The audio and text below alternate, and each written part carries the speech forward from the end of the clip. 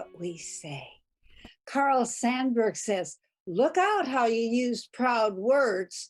When you let proud words go, it's not easy to call them back. They wear long boots, hard boots, hip boots. They walk off proud and they can't hear you calling. Years ago, when I was in Australia, I went there to speak at various churches and centers, and I was staying with an author in Australia, and he left we were in his office, and he left the room to get us some iced tea. And on his desk was an old-fashioned typewriter. Some of you are too young to even know what I'm talking about. Old-fashioned typewriter, you know, with the roller and all of that stuff. And stuck on top of the typewriter was a piece of paper. And so I just casually walked over to see what that piece of paper said. And what it said is something that really touched my heart. What it says was, I choose to live by choice, not chance. To make changes, not excuses. To be motivated, not manipulated. To be useful, not used. To choose self-esteem, not pity. To choose to listen to the inner voice and not the random opinion of others.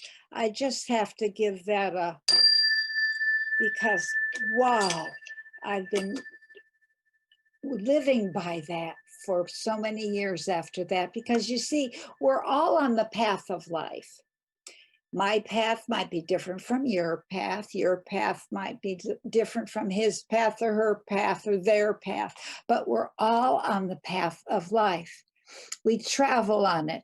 And sometimes our coat gets caught in snares and brambles, and we spend our time trying to uncatch our coat from those brambles. But I am saying we could have a different approach. We could just take off our coat and keep on going, because it's our choice. And today we are going to talk about how to do that. We're going to talk about the fifth freedom, the freedom of choice. And it's all derived from Franklin Delano Roosevelt's freedom speech he did as a State of the Union address in 1941. And he was proposing this for people everywhere in the world to enjoy these four freedoms. And the first one is freedom of speech. The first one is freedom of speech. And that is for everyone in the world. And the second one is freedom to worship the way that we worship. And for everyone to worship in their own way. And that is free, that is for everyone in the world. And the third one is freedom from want, which translated into world terms is guarantees to every nation a secure and happy life for all inhabitants everywhere in the world. And in the Centers for Spiritual Living, we say a world that works for everyone. And the last one is a freedom from fear.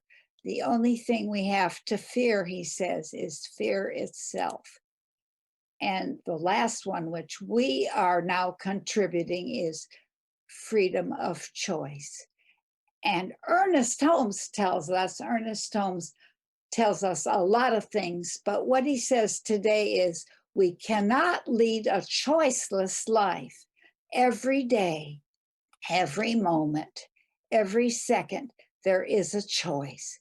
If it were not so, we should not be individuals. And he goes on to say somewhere else, practically the whole human race is hypnotized because it thinks what somebody else told it to think. And so when we talk about choice, it's not like what Buddy Hackett described it choice. What Buddy Hackett said, my mother's menu consisted of two choices, take it or leave it. And so anyhow, that is not the way we're going to talk about it today. Well, last week I was having a V8. Here it is right now. And I was remembering the ad. I could have had a V8. And I was thinking, what did that mean? I could have had a V8. I could have had something healthy. And so what I want us to do today is to learn to do something different from our usual. When we're faced with a choice, when we're faced with a conscious choice, I want us to put our hands on our forehead and say, I choose to make a conscious, kind, and loving choice. Let's do that. I choose to make a conscious, kind, and loving choice. And then you can tell yourself, I'm alive, I'm awake, I'm aware. And then you can take a deep breath for the count of 5 in and the count of 5 out. And when you're doing that, to fill yourself with the light of God. Let's do that for a few seconds. To take a deep breath into the count of 5 and also exhale to the count of 5 and fill ourselves with the light of God while we're doing it.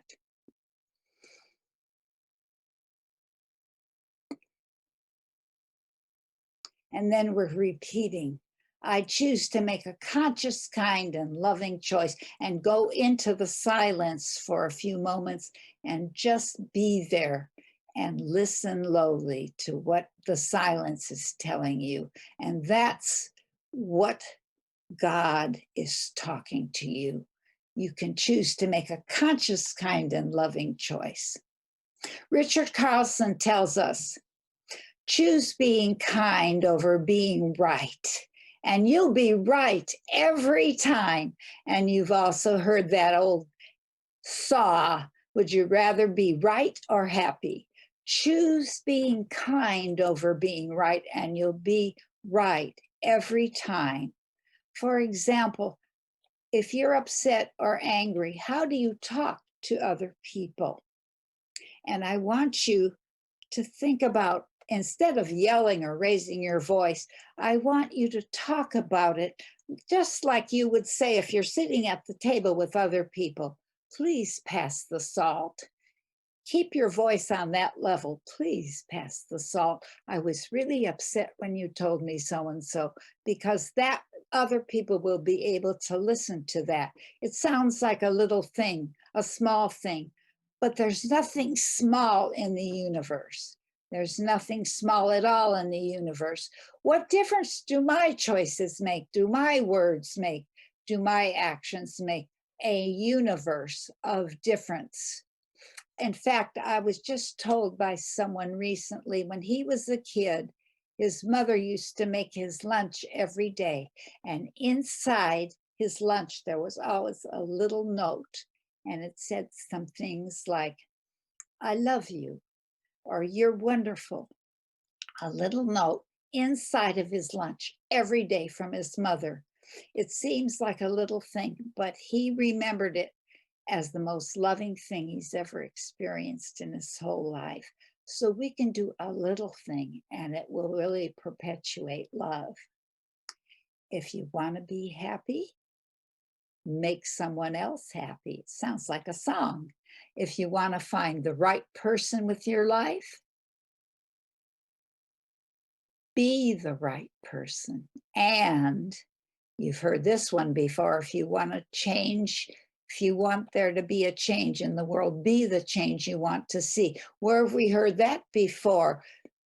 Mahatma Gandhi. And now Ernest is back, because Ernest has so much to say about these things. Ernest says each of us plays a role in life. Each of us plays a role in life, and let us stop acting against ourselves, against each other, against the world. The imagination, he goes on to say, can be combined with the will, so each of us can think of ourselves as playing a part in the game of life. And what a game it is. It's a good one, says Ernest in Journey into Life.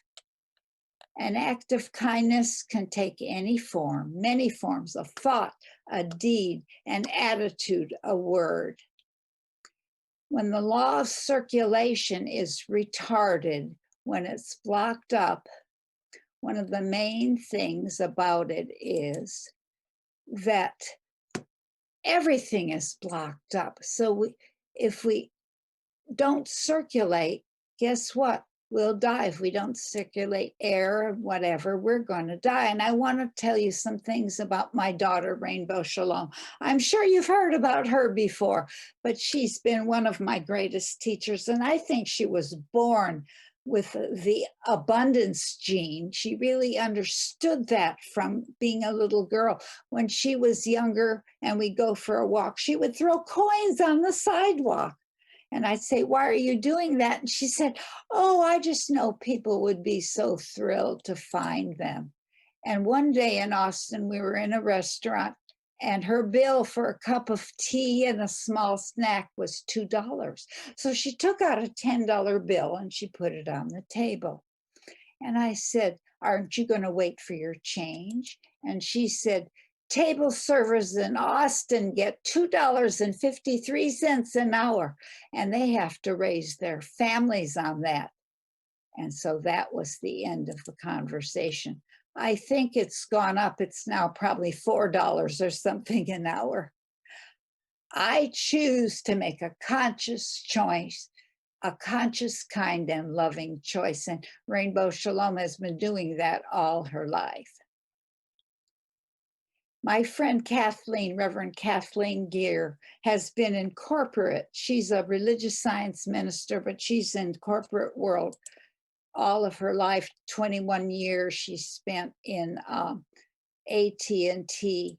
And while she was there, she was in charge of philanthropic giving. And she says one time they donated $10 million to Elton John when he was doing a fundraiser at Golden Gate Park. And they gifted Steven Spielberg to make a film of survivors from the Holocaust. That's her background.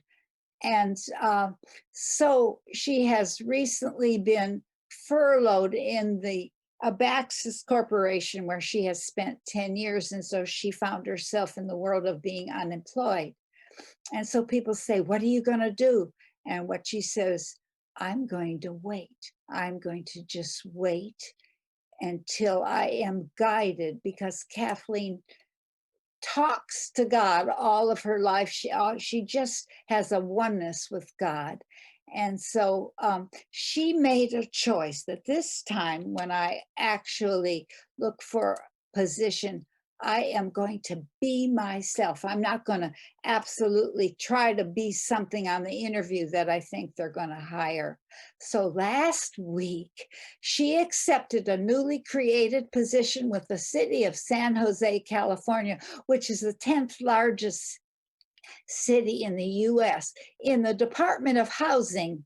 And her role is to ensure the federal and state funds that are spent in the city. And so she is tracking $172 million budget. She's surrounding herself with all of this wealth. And guess what?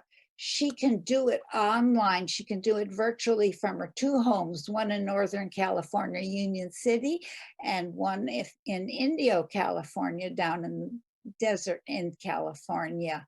And so that frees her to teach workshops and to be with her absolute teaching chapter, since she is a minister. She said, I got my silly self, my bloated nothingness out of the way of my good. She got her bloated nothingness out of the way of her good. And sometimes, you know, when we experience pain, when we experience rejection, when we experience somebody abandoning us, some people give up and they don't want to ever go on that path again. But when they do that, it's just like putting blinders over their eyes so they don't have to see anything unpleasant. That reminds me of Siddhartha. Siddhartha is another name for the Buddha. And when he was born, there was, they did a prognostication. They did a prophecy for him that he was either going to be a king or a spiritual leader. And when his father, the king, heard that, he was saying, I don't ever want him to be a spiritual leader. So what he did was he protected Siddhartha from the following. He protected him from seeing old people, sick people, or anything dead. He would have the gardener come out at night and pull up dead plants so Siddhartha wouldn't ever have to experience death in any way. And so when Siddhartha was 29, he got the courage and he snuck out of the palace to see what was in the outside world. And the first thing he saw was an aged old man. And then he noticed sick people. And he found that he was looking at a dead person and also at a religious ascetic, the people who fast all the time and pray all the time. And eventually, after all of his travels, he chose the spiritual path. When he was sitting under the Bodhi tree, he had that experience, and look what happened. Sam Keen tells us, at the moment you become disillusioned with your normal satisfactions in life, and you ask yourself the question, what do I really desire? Your soul kicks in rather than your ego and takes charge of your life. Ernest says each of us is acting a role in the general drama of life. Let us stop acting against ourselves, against each other and the world. And the imagination can be combined with the will so that each of us can think of ourselves as playing a part in the game of life. And it's a good one, Ernest says, in the journey of life. So I looked up choice and I found Heart Math says says this about choice. Human beings thrive on a sense of connection and belonging. Science proves that love really is a boon to your well-being. The benefits of love are, wait for it, health. Ernest says this too in his meditations: healthier heart, fewer strokes, happier life, less pain, more calm, speedier healing, fewer colds, longer life, lower blood pressure, better aging, and less stress. Ernest says the same thing. So then it went on to tell that we need to make choices through our heart. What does that mean? How can we make choices through our heart? Well, the Heart Math have invented the coherence technique, which I shared with you beautiful people several months ago, and I want to share it again because it is so absolutely beneficial to do this. It's the heart and head working together, and today it's the heart and the head working together when we're making choices. So everybody, I would like you gently to close your eyes for a moment and focus your attention on the area of your heart, the center of your chest. You can put your hands on your chest if you want to do that. That would be wonderful. Now imagine that your breath is flowing in and out of your heart, or there's your chest area. Your breath is flowing in and out of your heart. Breathe normally, slowly, casually, a little deeper than normal. Use that experience now for the most important step. As you're breathing like this, I want you to make a sincere attempt to re-experience a regenerative, renewing feeling, such as appreciation or care for someone. Even a beautiful poem or something that's happened to you, people loving you. Just experience that feeling of appreciation. You might remember a special place you've been, or the love you feel for a friend or a partner, a family member, or a treasured pet. Just feel that now as you are breathing.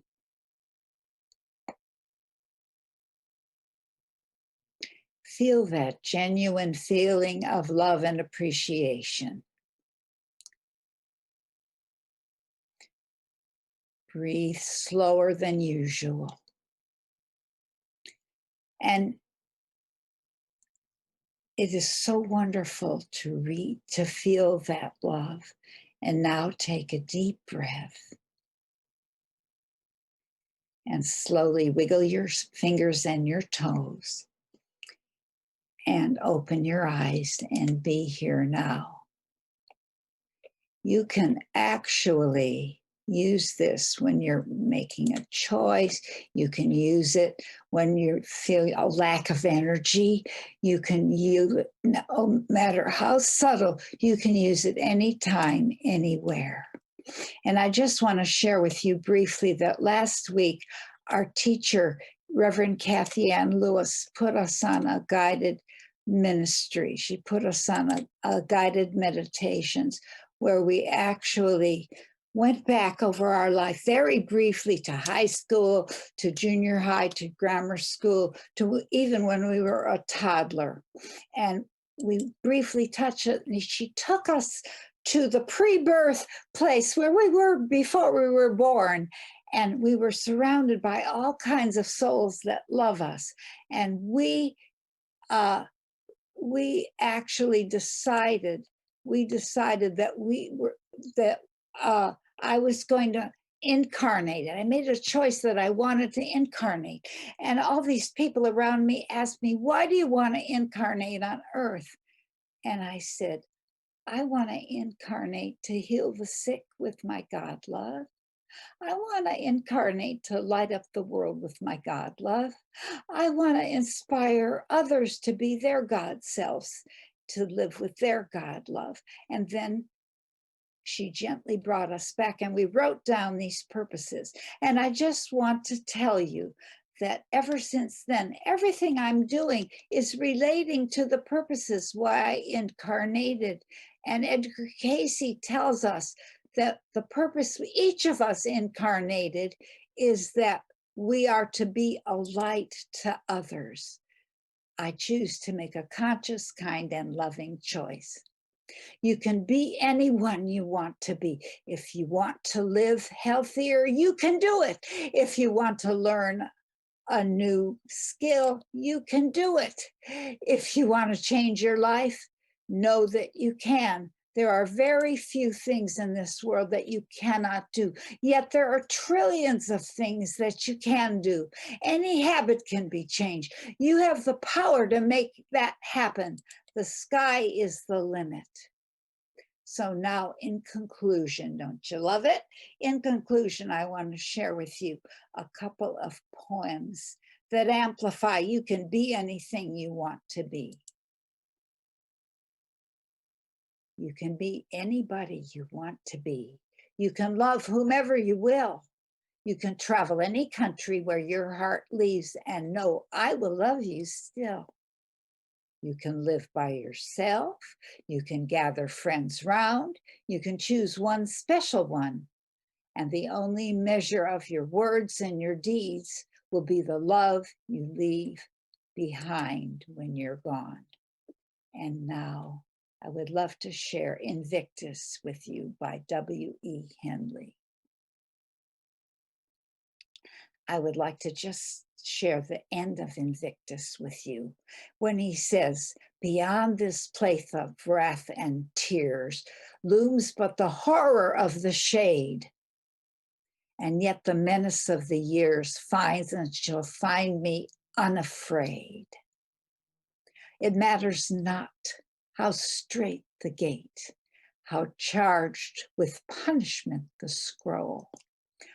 I am the master of my fate.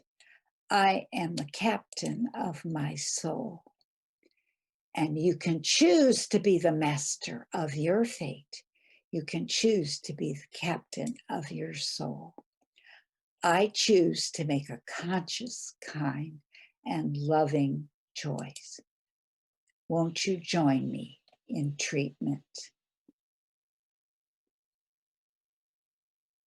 As I am thrilled and honored to recognize the presence of God right here, right now, all of God is here right now. How awesome is that? And I recognize all of God's love, all of God's wisdom, all of God's power, God's inspiration. How sweet it is.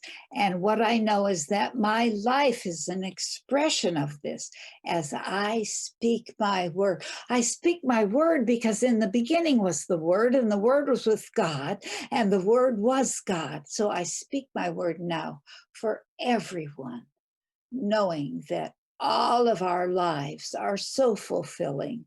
We are standing under a waterfall of abundance because we are expressions of God. And we have plenty of wherewithal to do what we want when we want for as long as we want with this wonderful abundance. I speak my word for our health and know that we are totally physically healthy, for our bodies are God's bodies and everything is functioning perfectly. I speak my word for our relationships and know that we make conscious choices and that we are in loving relationships, loving and supportive relationships. And our work is so fulfilling.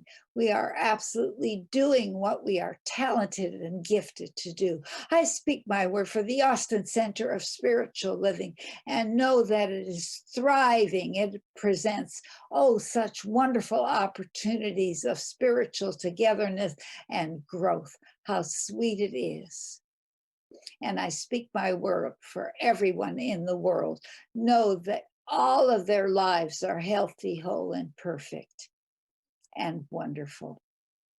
I am so grateful to reveal these truths about all of us as I release my word into the law of the universe, knowing that it is manifest instantaneously, even as I am now speaking.